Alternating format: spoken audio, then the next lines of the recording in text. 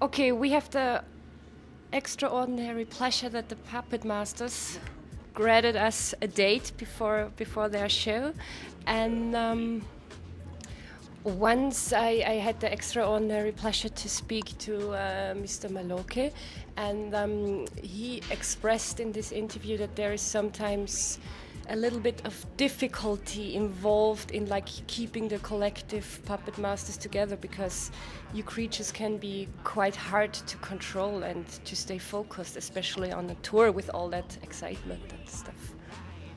And pleased to meet you. Yeah, pleased to meet you. For a long time we had been on a sugar rush. We've been eating chocolate a lot, and that kept all the figures in a good mood. But we got something new coming up. It's a magic potion I got prepared last week, and it's a fan thing, and I'm gonna give it to the creatures, and I'll see what will happen. I hope they won't get them drunk, because if you're drunk you can't be rapping, and we gotta keep it slick, you know. When we on stage we gotta keep it slick. The musical vision on the Puppetmastaz. Do you also take influences from human musicians, or is the aesthetic of the Puppetmastaz something genuinely puppish?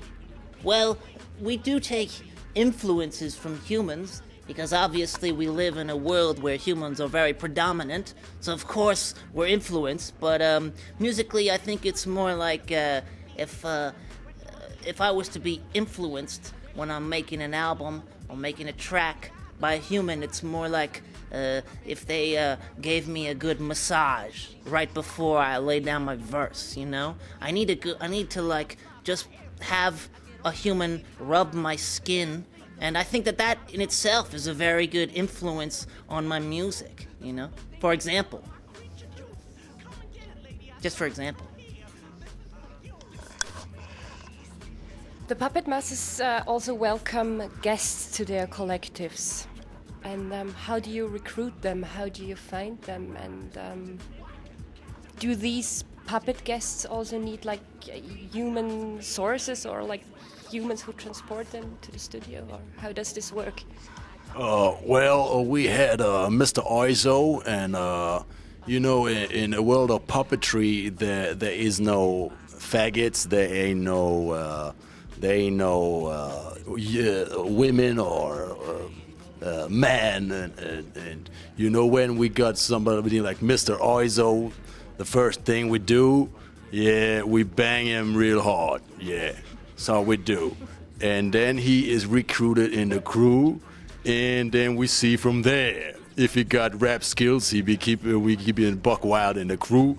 If he ain't be able to dance, rap, or faire de décoration, he can't be with the crew. But the first thing, gang bang, You know, when a puppet first comes to the group, you know, it's a big gangbang. You know, it's puppet sex, and we normally, you know, for us journalists like yourselves, are very good at getting the message out that puppet sex is nothing to be afraid of. You know? If you end up with us in the hotel, that just means that your sex has been taken over.